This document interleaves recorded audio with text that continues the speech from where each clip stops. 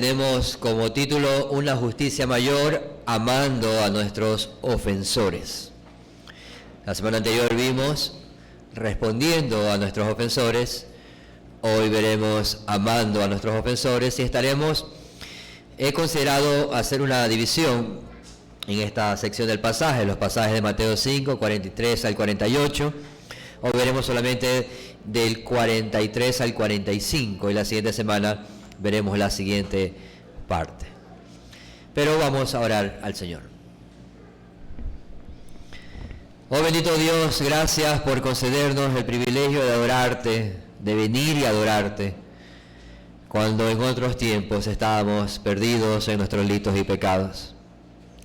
Gracias por tu bondad mostrada hacia nosotros, hombres y mujeres pecadores, que no merecíamos ninguno de esos beneficios. Pero ya que nos has traído, oh Señor, nos has dispuesto para hoy escuchar tu palabra, te rogamos que dirijas nuestro corazón, que podamos estar atentos, que el poder de tu Espíritu Santo pueda aplicar su palabra a cada corazón conforme a la necesidad de cada uno y que nuestras vidas puedan ser transformadas por ese poder. Ayúdenos, oh Señor, y ayúdenme a pesar de mi debilidad a poder hablar de parte suya como de parte de Dios y que así pueda ser recibida su palabra. Se lo pedimos en el nombre de Cristo Jesús. Amén. Una justicia mayor amando a nuestros ofensores. Dice la palabra de Dios en Mateo capítulo 5, versículos 43 al 45, el día de hoy. Dice lo siguiente: Oíste que fue dicho, amarás a tu prójimo y aborrecerás a tu enemigo. Pero yo os digo, amad a vuestros enemigos, bendecid a los que os maldicen, haced bien a los que os aborrecen, y orad por los que os ultrajan y os persiguen, para que seáis hijos de vuestro Padre que está en los cielos, que hace salir su sol sobre malos y buenos, y que hace llover sobre justos e injustos. Continuamos entonces con nuestra introducción al Sermón del Monte, y debemos recordar que hemos estado desarrollando algunas de las ilustraciones que el Señor Jesús ha presentado en esta sección del sermón, y Él ha estado usando estas ilustraciones para enseñarnos cómo se ve esa justicia que es mayor que la de los escribas y fariseos, una vida de justicia que debe de ser un distintivo particularmente de todo verdadero creyente. Es decir, aquellos discípulos de Cristo, aquellos cristianos, evidentemente tienen un distintivo distinto de las personas comunes. Estuvimos considerando la semana anterior la quinta ilustración en cómo responder o cómo deben de ser nuestras respuestas a las ofensas de aquellos que nos hacen daño o de nuestros enemigos. Probablemente actitudes con las cuales nuestro propio corazón puede luchar en diferentes momentos, especialmente cuando hemos sido ofendidos y quisiéramos tomar la justicia por nuestras propias manos. Pero aprendimos que la forma correcta de que un cristiano debe de responder debe ser conforme a la ley y a la enseñanza de Cristo y no conforme a la enseñanza de los escribas y fariseos. Desde el inicio de esta sección del monte, el Señor siempre ha enfatizado en que Él ha venido a cumplir la ley y los profetas. Él no ha venido a abolirla o a negarla, sino a cumplirla. Y por lo tanto, aquellas demandas que Él da a sus discípulos contra las ofensas de sus enemigos van en línea a como Él mismo también respondió. Por ejemplo, aquellos corazones regenerados, ya se dijo anteriormente en las bienaventuranzas que aquellos que han nacido de nuevo por la gracia de Dios son mansos, son justos, son misericordiosos, son de limpio corazón y también son pacificadores. Aquellos que prefieren sufrir el oprobio o la ofensa o restringir sus derechos antes que devolver mal por mal o tomar represalias incluso. En tal sentido, consideran poner su mejilla o poner la otra mejilla, dar la túnica y la capa o caminar otra milla o incluso prestar a aquellos enemigos que sufren daño en alguna necesidad. Por si acaso, si a alguien le pareció esto fuera de lugar o no armoniza con su forma de pensar o actuar, Ahora llegamos a la sexta y última ilustración de esta sección, en la cual el Señor Jesús, nuestro Rey, nuestro Redentor, expande aún más sus demandas hacia sus discípulos. Ya no es suficiente con responder de manera amable o sin venganza, sino que ahora se nos dice que se establece un estándar de conducta mucho más elevado. Debemos de amar a nuestros enemigos, no solo responderles de manera adecuada, sino también amarlos. Dice J.C. Rice dice: el Señor Jesús prohíbe todo lo que se parezca a un espíritu implacable y vengativo, la prontitud para resentirnos por las injurias, la facilidad para ofenderse, tener una disposición pendenciera y contenciosa, o el afán de defender nuestros derechos. Pero además, el Señor nos inculca un espíritu de amor y caridad universales, donde desechemos toda malicia, devolvamos bien por mal y bendición por maldición. En tal sentido, no debemos amar solo de palabras, sino con hechos. Debemos de negarnos a nosotros mismos y tomarnos la molestia de ser amables y corteses.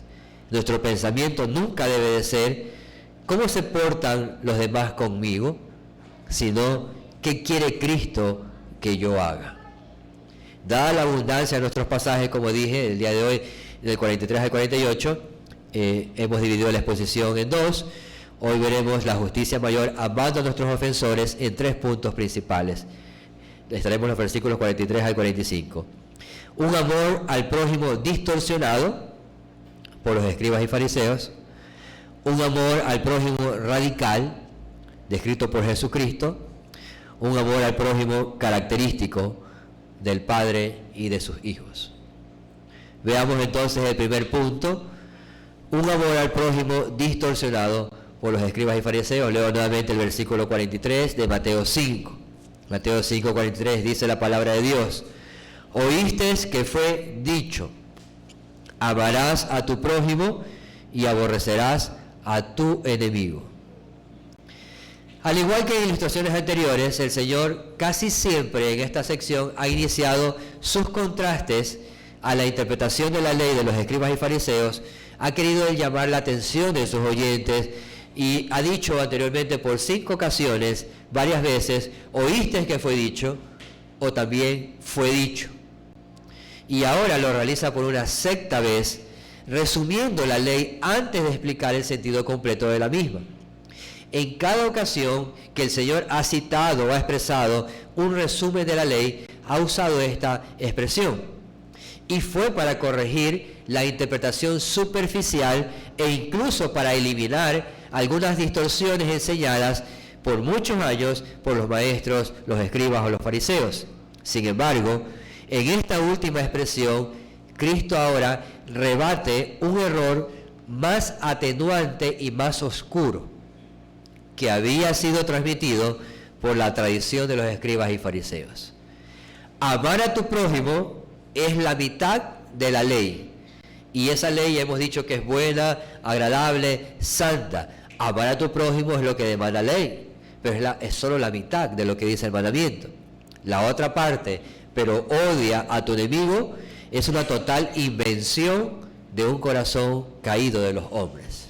Eso no está en la ley. Levítico 19, 18, ya en el Antiguo Testamento se mencionó esta expresión.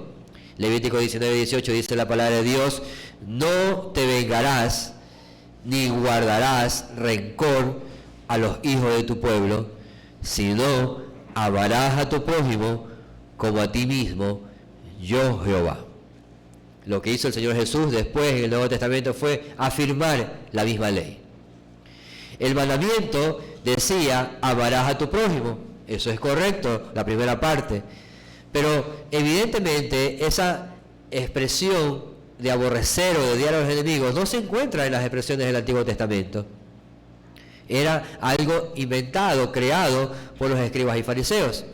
La semana anterior vimos que nuestra respuesta debe ser, no te vengarás, no le guardes rencor. Pero también ahora el pueblo es instruido y considerándolo para nosotros también, ahora se nos dice, ya no solo se nos dice no vengarás o no guardes rencor, sino ahora se nos dice ama al prójimo y ámalo como a ti mismo. Los escribas y fariseos habían caído en un error y en un campo muy oscuro. Ya hay un problema cuando omites algo del mandato. Eso ya es un problema, cuando omites el mandamiento o omites algo de las tablas de la ley. Como a nosotros mismos estaba siendo omitido por parte de ellos. Fue obviado. Pero eso ya era malo, y si ya era malo, lo que oscurece más el asunto es que habían decidido añadir otra expresión, la expresión odia a tu enemigo o aborrecerás a tu enemigo. ¿De dónde pudieron sacar tan lamentable conclusión? ¿Cómo alguien podría pensar que Dios en la Biblia ordena a su pueblo a odiar a los enemigos? Especialmente cuando todos los que hoy estamos aquí reunidos somos un vivo ejemplo de que Dios no ha odiado a sus enemigos. Por eso estamos aquí todavía. Sin embargo, esa fue la conclusión a la cual llegaron y enseñaron por muchos años en el contexto del pueblo de Israel. Cristo entonces justamente se propone purificar dicha y oscura interpretación contraria al carácter de Dios. Ya en Mateo, más adelante, en Mateo 22, 37, él expresó, resumió todo esto que había sido enseñado en el Antiguo Testamento, en la ley, por Moisés. Mateo 22, 37 dice, Jesús les dijo, amarás al Señor tu Dios con todo tu corazón, con toda tu alma y con toda tu mente. Este es el primero y grande mandamiento, y el segundo es semejante, amarás a tu prójimo como a ti mismo. De estos dos mandamientos depende toda la ley y los profetas. Claramente, esa dependencia es real. Omitir una parte del mandamiento es transgredir por sí mismo la ley como tal. Esta errónea conclusión, esta distorsión, surge principalmente, quizás una de las cosas que se considera, que esta distorsión a la cual habían llegado los judíos, o algunos escribas y fariseos, es al significado que le daban a la palabra prójimo. ¿Qué significado le daban a la palabra prójimo? Eso es importante. En gran parte de los casos, el término o la amplitud que le dieron al término era muy corta. Los más generosos judíos, los más amables judíos, quizás decían, prójimo significa o es una referencia a cualquier ciudadano israelita. Eso es prójimo. Algunos decían eso. Pero para muchos otros, prójimo era solamente aquel que coincidía con su forma de pensar, con sus preferencias, en tal sentido algo como un amigo o como un compañero. Algunos concluían, prójimo era todos los ciudadanos de Israel, y otros decían, prójimo es aquel que coincide conmigo, ese es mi prójimo. Al punto que llegaron a concluir que el concepto de prójimo se restringía solamente a aquellos que conocían la ley, aquellos que conocen la ley, aquellos que obedecen la ley, como nosotros lo obedecemos, ellos son nuestro prójimo. Por lo tanto, todos los demás eran despreciados y considerados como pecadores. Como dice Hendriksen, el resultado de esta lamentable mala interpretación de la ley es que levantó un muro de separación entre los judíos y los gentiles. Unos para ser amados, según ellos, y otros para ser odiados. Pero no se detuvieron solamente allí, sino que luego empezaron a levantar más barreras entre los buenos israelitas, como los escribas y fariseos, eran los buenos israelitas, y los malos israelitas, como los renegados o los publicanos. En general, todos aquellos que no conocían la ley, era como una atmósfera casi imposible de que el odio en sus corazones pasara hambre, dado que había bastante con qué alimentarlo. Como cada vez el prójimo era menos personas era el prójimo, entonces había más personas a las cuales odiar, en ese sentido. Como vemos, los maestros judíos abandonaron el significado general del término prójimo, conforme fue expresado por la inspiración del Espíritu Santo en la palabra de Dios, y adoptaron un significado distinto y restringían esa parte de prójimo solamente para sus amigos o los más cercanos. En Levítico, capítulo 19, versículos 33 y 34, también dice, Levítico 19, 33, dice la palabra de Dios: cuando el extranjero morare con vosotros en vuestra tierra, no le oprimiréis, como a un natural de vosotros tendréis al extranjero que more entre vosotros, y lo amarás como a ti mismo, porque extranjeros fuisteis en la tierra de Egipto, yo Jehová vuestro Dios. Esta expresión de amar al prójimo e incluso a aquellos que no eran de tu propia nacionalidad, hablando de los judíos, estaba en la misma escritura. Debes amarlos como a ti mismo. Quizás otro de los argumentos que alguien podría decir es que hay ciertos pasajes en la escritura, especialmente en el Antiguo Testamento, donde parece que Dios aprueba el odio a los enemigos. Por ejemplo, Deuteronomio 7:2. Deuteronomio 7:2. Y cuando el Señor tu Dios los haya entregado delante de ti y te da en heredad, no dejarás con vida nada que respire, sino que los destruirás por completo: a los hititas, a los amorreos, a los cananeos, fereceos, heveos y jebuseos, tal como el Señor tu Dios te ha mandado, porque para que ellos no enseñen a imitar las abominaciones que ellos han hecho con sus dioses, y no pequéis contra el Señor vuestro Dios. Este es un pasaje. A ver, les dije Deuteronomio 7:2, ¿verdad? Ok, déjenme leer nuevamente.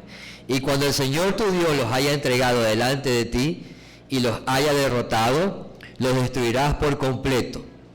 No harás alianza con ellos ni te apiadarás de ellos. Y luego, Deuteronomio 20:16, ahí sí, Deuteronomio 20:16, dice: pero en las ciudades de estos pueblos que el Señor tu Dios te da en heredad, no dejarás con vida nada que respire, sino que destruirás por completo a los hititas, amorreos, cananeos, fereceos, heveos y jebuseos, tal como el Señor tu Dios te ha mandado, para que ellos no se enseñen a imitar todas las abominaciones que ellos han hecho con sus dioses, y no pequéis contra el Señor vuestro Dios.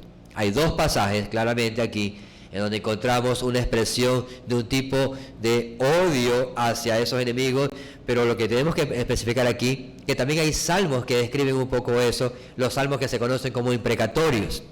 Un salmo imprecatorio eran como oraciones o peticiones que invocaban el juicio de Dios sobre los enemigos.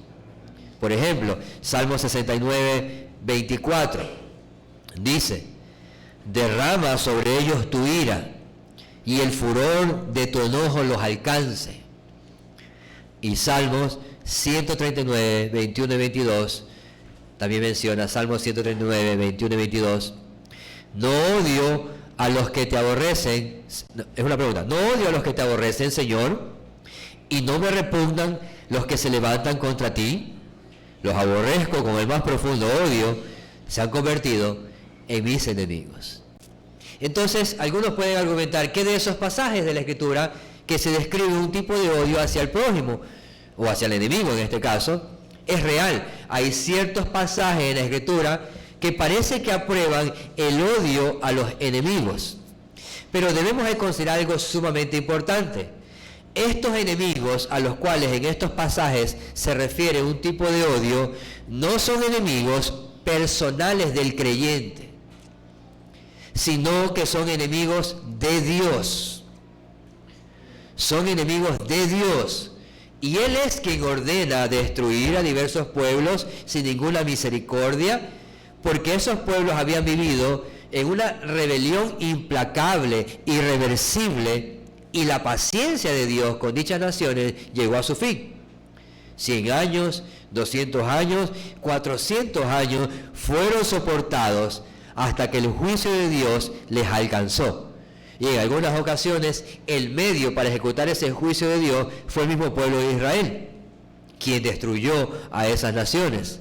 Entonces, la forma correcta de comprender estos pasajes en Salmos o en las profecías o en las expresiones de la ley, donde se aprobó tener algún tipo de expresión de odio o de juicio era por causa del pecado de ciertas naciones o de ciertos pueblos, pero porque eran enemigos de Dios, no eran enemigos personales de Israel como tal.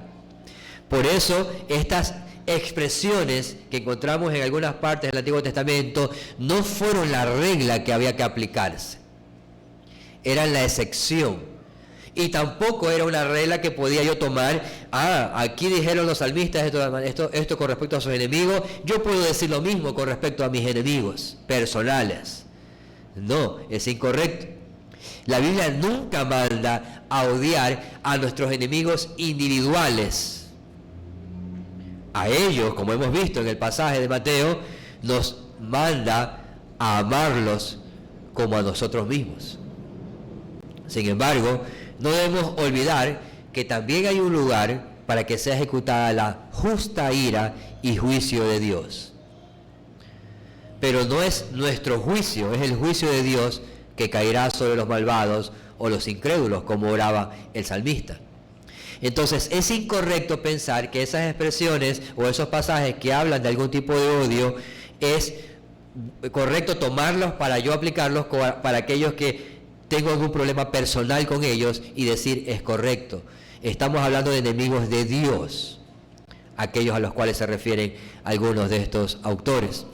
Por lo tanto, el amor al prójimo distorsionado que enseñaron los escribas y fariseos difería en mucho de las instrucciones y mandatos de Dios en el Antiguo Testamento. Este tipo de amor selectivo que tenían algunos no es el estándar de la Escritura. Menos cuando los escribas y fariseos tomaban esas imprecaciones bíblicas y las aplicaban a sus problemas personales o a sus conflictos personales, egoístas, y lo tomaban como excusa para justificar su propio odio y desprecio hacia el prójimo, o hacia el odio y desprecio que tenían hacia los extranjeros o hacia los gentiles, a quienes consideraban como perros. Siendo ellos, piensen esto, siendo la nación que recibió las promesas del único Dios verdadero, esas promesas a Abraham, a Isaac, a Jacob, siendo ellos quienes recibieron eso, esa gracia, ellos decidieron cerrar su corazón y tener un espíritu nacionalista, religioso y legalista, al punto que en vez de desear que esa salvación que les había sido anunciada también pueda llegar a su prójimo, llegaron a anhelar el exterminio de todos los demás pueblos que vivían fuera de su perspectiva errónea. Y aunque es verdad que un día los enemigos de Dios caerán definitivamente por su maldad, por su incredulidad y por su rebelión, y la Biblia también habla de expresiones de gloria, de honra, de alabanzas a Dios, porque sus juicios son justos, son verdaderos. Es Él quien va a vengar la sangre de los siervos del Señor que fue derramada o que será derramada por los enemigos de Dios. Es Dios quien va a tomar venganza de eso. Ahora la paciencia de Dios se mantiene, pero un día llegará a su fin con respecto a ellos. Será derramada la copa de la ira eterna sobre ellos. Todo eso es parte de una realidad y es una esperanza futura que podemos tener incluso como creyentes, regocijarnos en que eso va a pasar un día, pero no ahora. En el presente no tenemos que alegrarnos por el mal que le sucede a los enemigos. En el presente no tenemos que celebrar la condición lamentable en la cual se encuentran. Y aunque pudieran hacernos mucho daño, y aunque pudieran buscar nuestra destrucción, al contrario, debemos verlos con misericordia y dolernos de la triste condición de dureza y rebelión contra Dios en la cual se encuentran. Nuestro amor por ellos no debe de cesar por el dolor recibido hacia nosotros. No debemos ser selectivos para amar como lo hacían los escribas y fariseos, porque no sabemos si la gracia de Dios pueda también alcanzarles a ellos. Al contrario, debemos decir como Pablo dijo en 1 Timoteo 1:15 en adelante: 1 Timoteo 1:15 dice la palabra de Dios, palabra fiel y digna de ser recibida por todos, que Cristo Jesús vino al mundo para salvar a los pecadores, de los cuales yo soy el primero. Pero para esto fui recibido a misericordia. ¿Para qué? Para que Jesucristo mostrase en mí, el primero, toda su clemencia, para ejemplo de los que habían de creer en Él para vida eterna. Quiera el Señor poder dirigir nuestra mente y nuestro corazón no hacia ese tipo de amor distorsionado de los escribas y fariseos que hacían selección de a quienes podían amar o no debían de amar, sino que podamos tener más bien el ejemplo de Cristo y de Pablo, del cual vamos a hablar ahora, en el cual hemos sido puestos para mostrar clemencia y misericordia justamente e incluso a aquellos que nos hacen daño. Eso nos lleva al segundo punto. Un amor al prójimo radical, dicho por Jesucristo, versículo 44 de Mateo 5.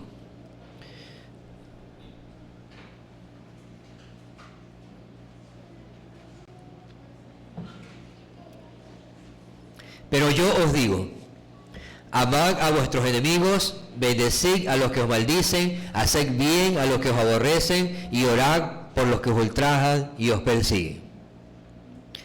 Ante tal oscuridad y distorsión enseñada por los maestros, escribas y fariseos, el Señor Jesús ordenó a sus discípulos, Él dice o menciona, pero yo os digo, con toda la autoridad que tengo sobre ustedes, deben de demostrar amor hacia sus enemigos. Cabe mencionar, y quiero enfatizar en esto, que la enemistad a la cual nos estamos refiriendo en este pasaje, o a la cual se refiere el Señor Jesús, no es, insisto, esta enemistad no es una enemistad causada por nosotros mismos. Es decir, no estamos hablando de que yo como cristiano voy por la vida peleándome con todo aquel que no piense o concuerde con mis ideas.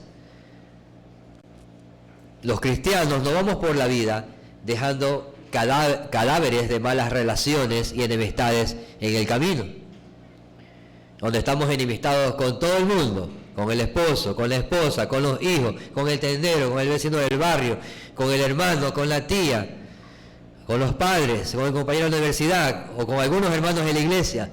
Esa no es la vida cristiana. Ese no es el carácter cristiano. No es ese tipo de enemistad al cual se refiere el pasaje.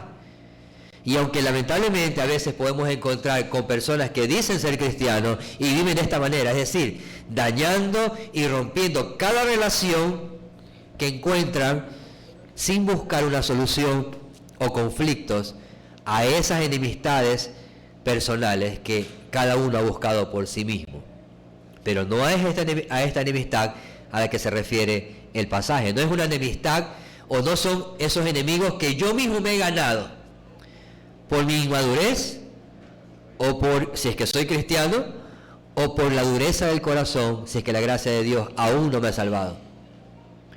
Ya vimos en las bienaventuranzas que hay un tipo de enemistad no generada por nuestra propia causa, sino por la causa de Cristo y por la predicación de la verdad de Dios. Mateo 5:10 decía, bienaventurados los que padecen persecución por causa de la justicia, porque de ellos es el reino de los cielos. Bienaventurados sois cuando por mi causa os vituperen y os persigan y digan toda clase de mal contra vosotros mintiendo. El Señor da por sentado de que sus verdaderos discípulos, que son fieles a su causa y que le aman, esos verdaderos discípulos van a ser odiados, van a ser despreciados, van a ser perseguidos. Pero por los enemigos de Cristo, que ahora se vuelven también nuestros enemigos. Y a estas personas, estas son las personas que buscan nuestro mal, a estas personas que buscan nuestro mal, el Señor nos ordena y nos enseña la forma correcta de responderles, como ya vimos, y la forma correcta de amarles. Cuando te digan palabras hirientes o amargas, responde con palabras amables, sazonadas con la gracia de Dios. Cuando actúen contra ti de forma rencorosa, llena de odio y desprecio, responde con acciones benévolas. Cuando te opriman, ultrajen de forma cruel, responde con oraciones fervientes por estas personas que te han hecho daño. A diferencia del amor distorsionado que promovían los escribas y fariseos, el Señor Jesús demanda a sus verdaderos discípulos un tipo de amor sacrificial que surge de una salvación radical y que tiene como fuente una realidad de amor también radical. Y si no nos parece radical, leamos lo que dice Romanos 5, versículos 6 al 8. Porque Cristo, cuando aún éramos débiles, a su tiempo murió por los impíos. Ciertamente apenas morirá alguno por un justo. Con todo, pudiera ser que alguno osara morir por el bueno. Mas Dios muestra su amor para con nosotros en que siendo aún pecadores, Cristo murió por nosotros. Romanos 5, 6. ¿Eso no nos parece un amor radical? Evidenciado de manera plena hacia los enemigos. No era algo nuevo lo que está diciendo el Señor Jesús. Fue establecido siempre en los principios más básicos de la ley. Sin embargo, ahora bajo el Evangelio tenemos incluso una mayor claridad y poder para amar de esta forma. Amar de esta forma por el poder del Espíritu de Dios en nuestras almas.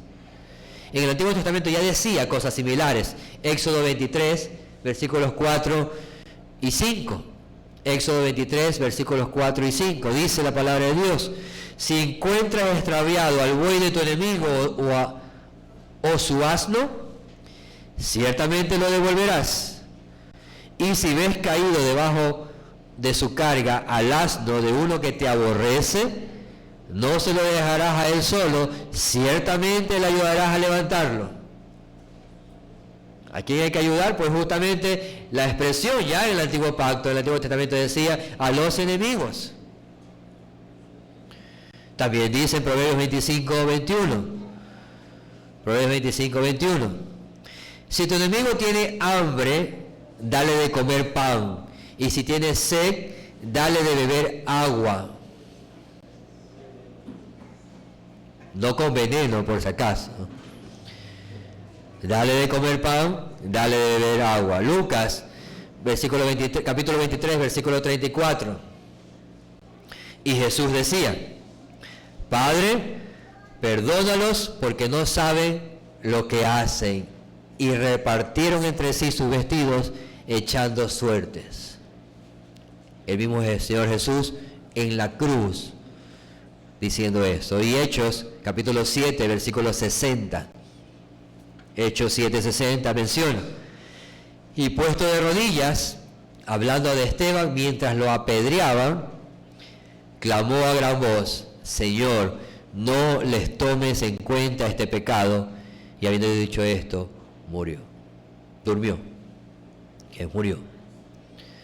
Es evidente que hay un mandato radical de amar al prójimo dado por el Señor Jesucristo a sus discípulos. Sin embargo, también es importante considerar, no debemos de confundirnos. Jesús no ordena a sus discípulos que cada vez que su enemigo o que cada vez alguna persona le haga daño, usted tiene que sentir mariposas en el estómago. Si como si eso fuera posible. Tampoco se nos dice que todas las personas deben agradarnos en la misma proporción o manera.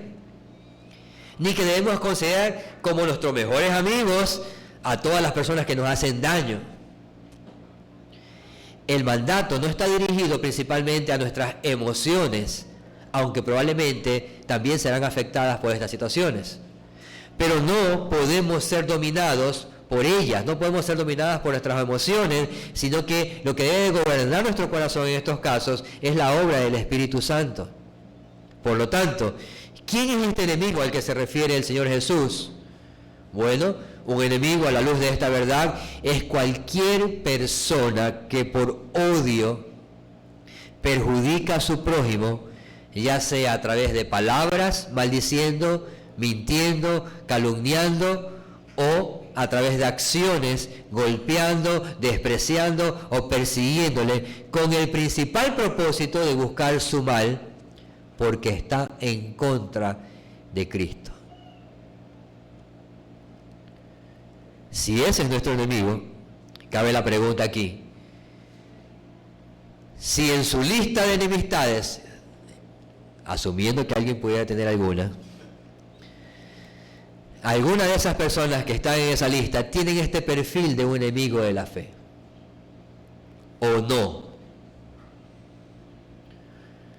o tiene un perfil de enemigo mío porque me miró mal. Si no es así, probablemente lo que debemos hacer es una auditoría de nuestro propio corazón, examinarlo, y deberíamos sacar de esa lista de enemigos a quienes no deberían estar ahí,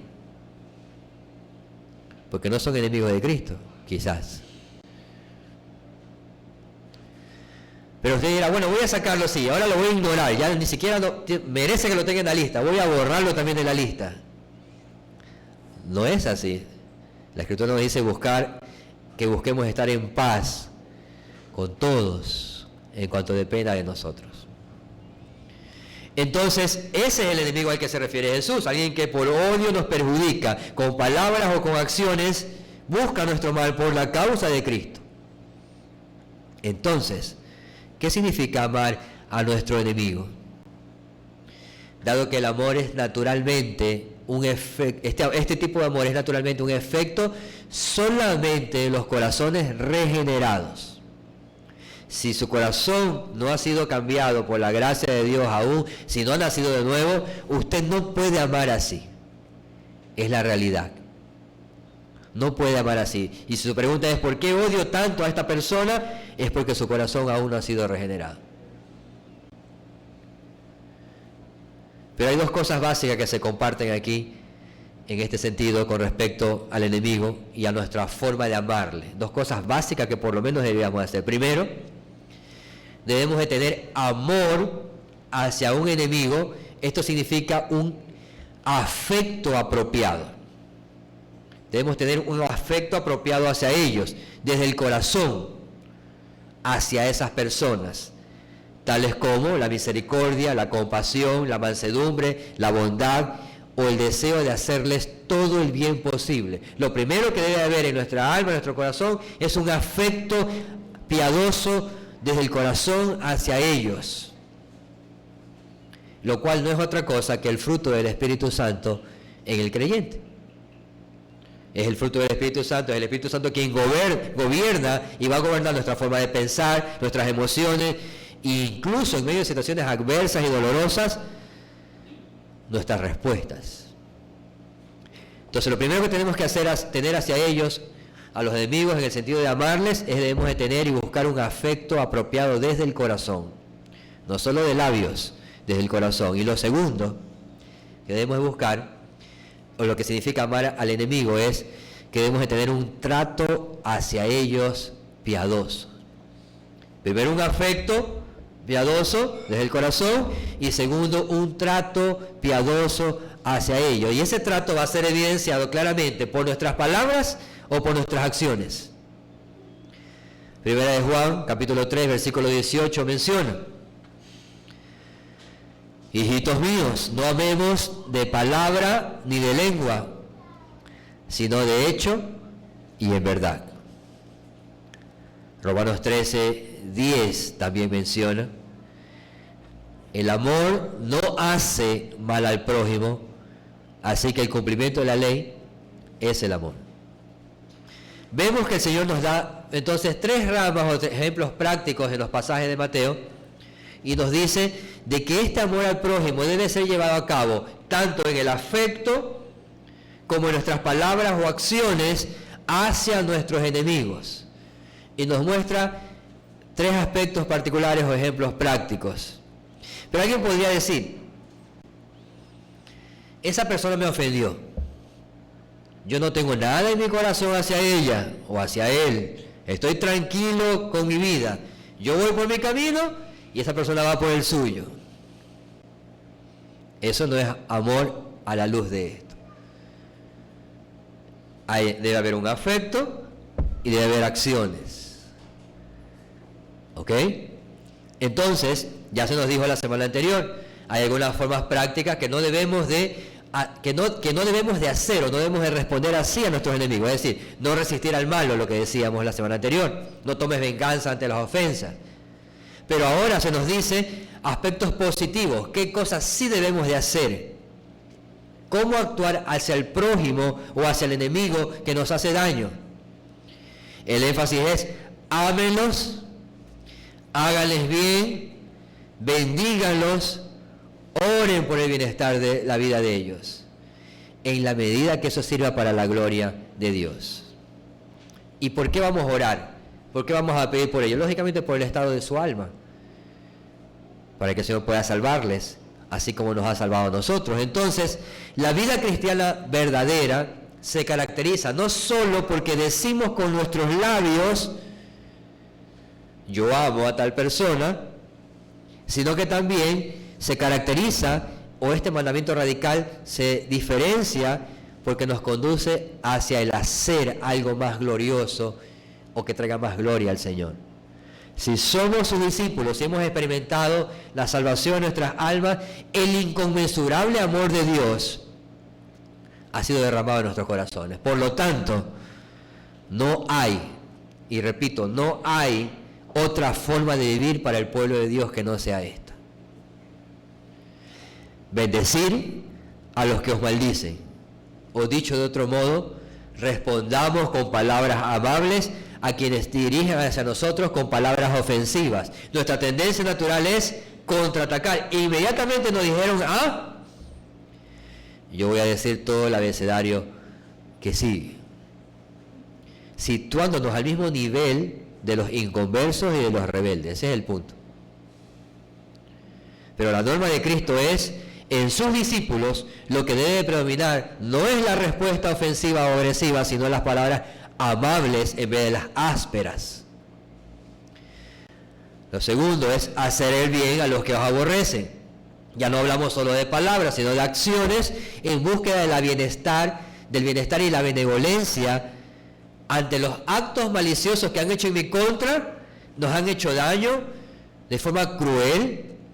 El énfasis es, no respondas con la misma moneda.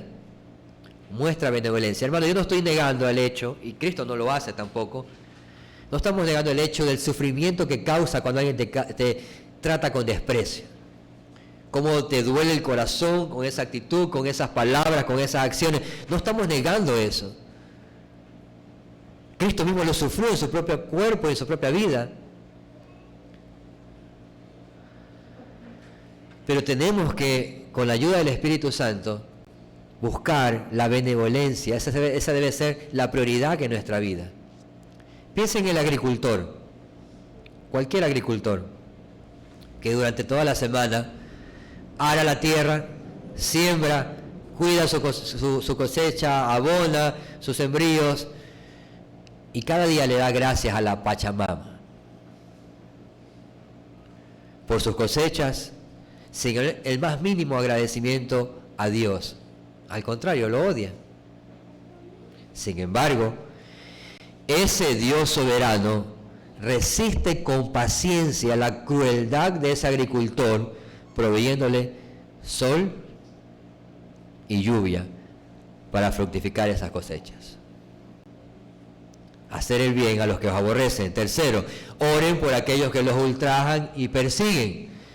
Mientras los hombres buscan nuestra destrucción y caída, los cristianos nacidos de nuevo por la gracia de Dios, lo que tenemos que hacer es caer sobre nuestras rodillas, guardar nuestro corazón de las ofensas recibidas, rogar al Señor de su fortaleza, descargar nuestra amargura, nuestro dolor delante de la cruz, crucificar nuestro ego o nuestro yo en lugar de endurecernos o amargarnos. Y también, además de todo esto, debemos de meditar sobre la condición del ofensor, concluyendo de que se encuentra en una condición horrible y deplorable en su alma. Por eso es que hace lo que hace. y de seguir así, le espera la condenación eterna. Pensar en esto, uno esperaría que eso llene de compasión nuestro corazón en vez de odio hacia ellos, en vez de ira, en vez de enojo, recordando nuestra propia condición antes de ser llamados por la gracia de Cristo.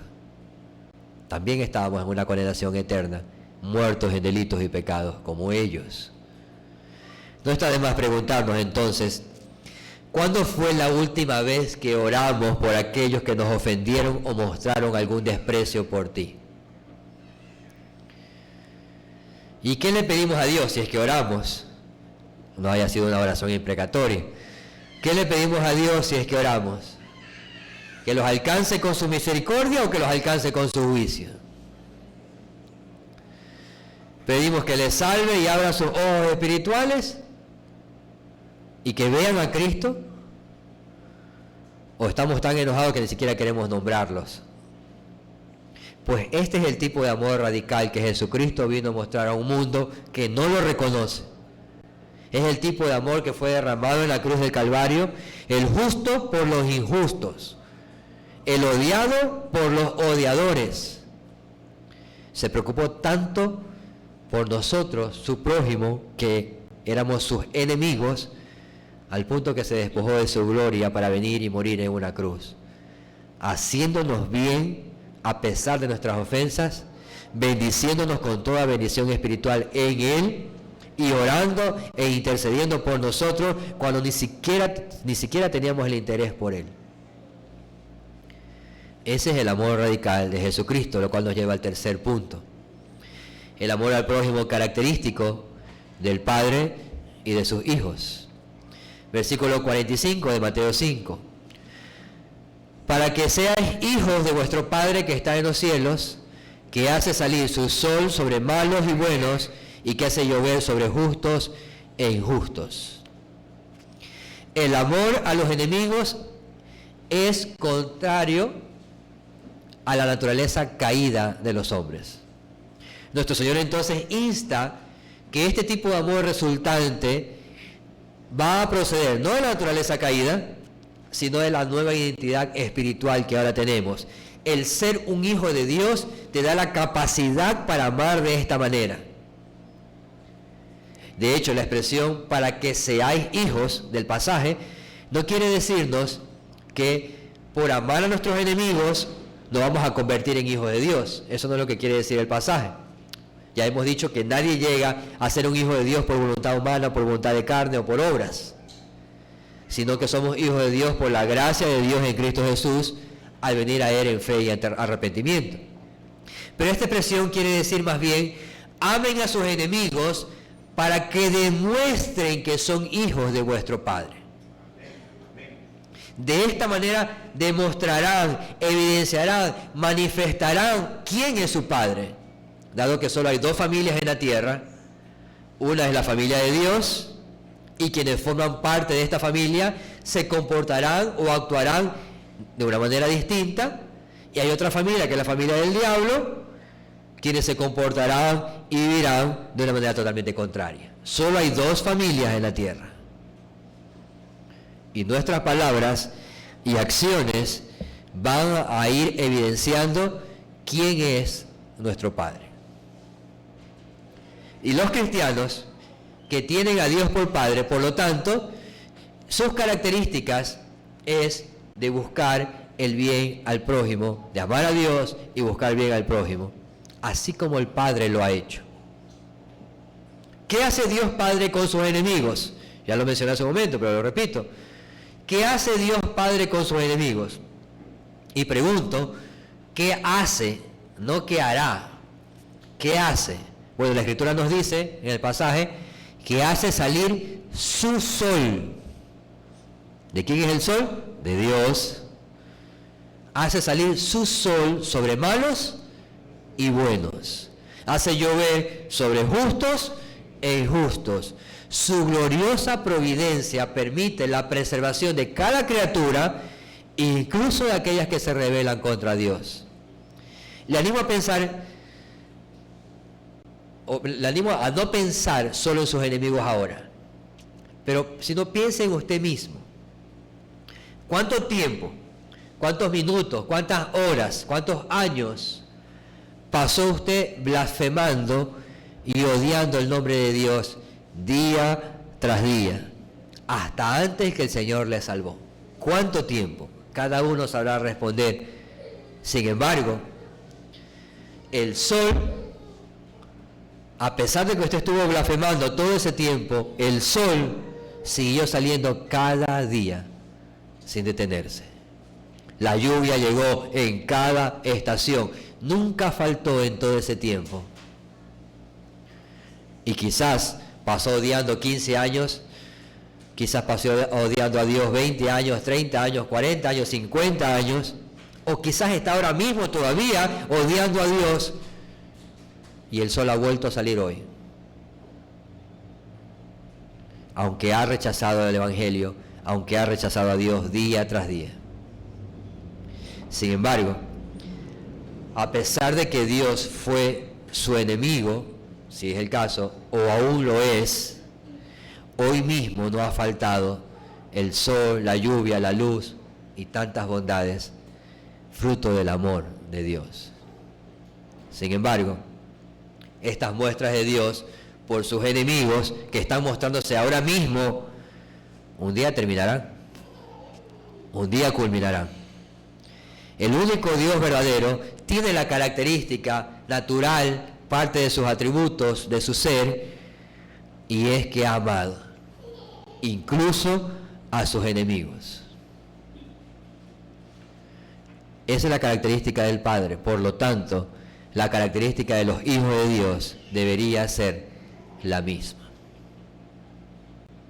¿Cómo podríamos llamarnos hijos de este Padre y tener una vida totalmente contraria y negarnos a amar al prójimo y negarnos a amar a nuestros enemigos? ¿Cómo podemos llamarnos hijos de Dios y tener una vida contraria a la compasión, contraria a la misericordia, contraria a la gracia, a la bondad que Dios dispone aún para con sus enemigos? Primera de Juan 4:7 menciona: amados, amémonos unos a otros, porque el amor es de Dios. Todo aquel que ama es nacido de Dios y conoce a Dios. Y ahí mismo en Primera de Juan 4:17, en esto se ha perfeccionado el amor en nosotros, para que tengamos confianza en el día del juicio, porque pues como Él es, así somos nosotros en este mundo. Un hijo es una persona o un individuo con algún tipo de rasgo o característica de su padre. Y una de las evidencias de haber nacido de nuevo es amar al prójimo como a nosotros mismos. Incluso cuando ese prójimo sea alguien que ha tomado una disposición contraria hacia nosotros, volviéndose nuestro enemigo. Lamentaciones 3:22 menciona: por la misericordia de Jehová no hemos sido consumidos, porque nunca decayeron sus misericordias, son nuevas cada mañana, grande es su fidelidad. Así es como Dios ha tratado a sus enemigos, un amor característico y distintivo. Por lo tanto, sus hijos, los hijos de Dios, han de amar de la misma forma también. No solo de palabras, sino en hechos y en verdad. Con palabras y con acciones, de forma entrañable, con un afecto piadoso, de forma sacrificial, incluso a costa de nuestro propio bienestar. Los discípulos deben aprender a amar como su Padre. No podríamos llamarnos hijos de Dios si no estamos en ese caminar. Juan 13:35 dice: en esto conocerán que sois mis discípulos, si tuvieres amor los unos con los otros. Aplicaciones finales. Debemos de preguntarnos cuántas veces no hemos vivido o actuado conforme a la perspectiva errónea de los fariseos con respecto a su prójimo. Tenemos que preguntarnos eso. Es decir, haciendo acepción de personas, distorsionando o excusando nuestros odios o venganzas personales en vez de escoger la vía del perdón o la solución de conflictos. Si ha sido así, el Señor Jesús nos recuerda que hay otro camino mejor.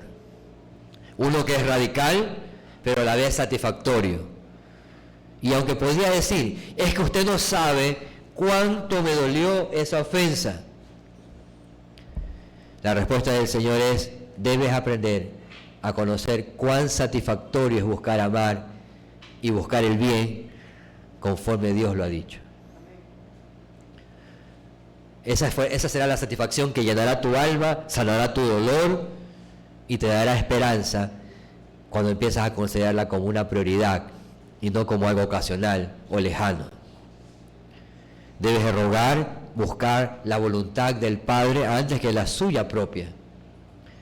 Cuando empieces a deleitarte en los mandamientos de Dios, los cuales no son gravosos, ni buscan nuestro mal, sino que al contrario desean ayudarnos para tener una vida de piedad y de gracia en el Señor. Pero para eso requerimos de la fe en Cristo Jesús. Y como ya mencionamos, no hay forma de ser un hijo de Dios por nuestros propios esfuerzos humanos. Las buenas obras no nos llevan a ser hijos de Dios. Debemos recurrir para esto al Hijo unigénito, a Cristo Jesús, quien hace posible que hombres y mujeres, enemigos de Dios, pecadores, puedan ahora ser reconciliados por medio de Él. Necesitas entonces confiar en Cristo Jesús con toda tu vida, con todo tu corazón, con toda tu alma, con todas tus fuerzas. Es a ser limpiados de tus pecados por la sangre de Cristo. Y entonces podrás ser reconciliado con Dios, que ahora es tu enemigo, si esa es la condición de tu alma. Pero recuerda, ese enemigo, si Dios no está en tu alma, ese enemigo que has tenido toda tu vida y que desconoces y que ahora se revela a ti, ese enemigo ha permitido salir el sol día tras día mostrándote su amor. Pero ahora te muestra un amor mayor, el haber dado a su Hijo, a su único Hijo, para salvarte. ¿Cómo vas a responder a eso? Ven a Cristo y solamente en Él podrás encontrar las incontables bendiciones espirituales que cambiarán tu corazón y te darán de ese amor y te ayudarán a amar como un hijo de Dios. Ven a Cristo y no lo rechaces otro día más. Ven a su gracia y Él podrá alcanzarte y salvarte. Oremos.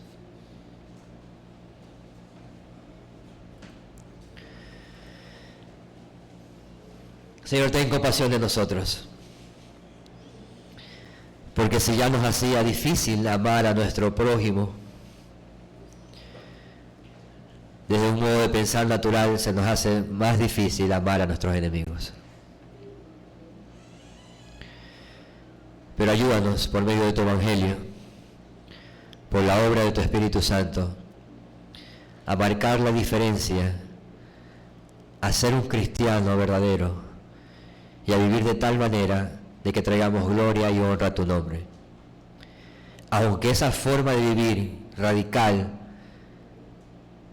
nos traiga consecuencias, incluso tome nuestra propia vida, ayúdenos, oh Señor, a amarle con todo nuestro corazón, con toda nuestra alma y con todas nuestras fuerzas, y amar a nuestro prójimo como a nosotros mismos. Que nuestra vida anhele todos los días vivir de esa forma. Ten compasión de nuestros enemigos. Ten compasión de los que desean nuestro mal. Sana nuestro corazón. Limpia nuestro corazón del odio, del rencor. Ayúdanos a amar como tú nos has amado. Te lo pedimos, oh bendito Señor, y te damos gracias. En el nombre de nuestro Señor Jesucristo. Amén.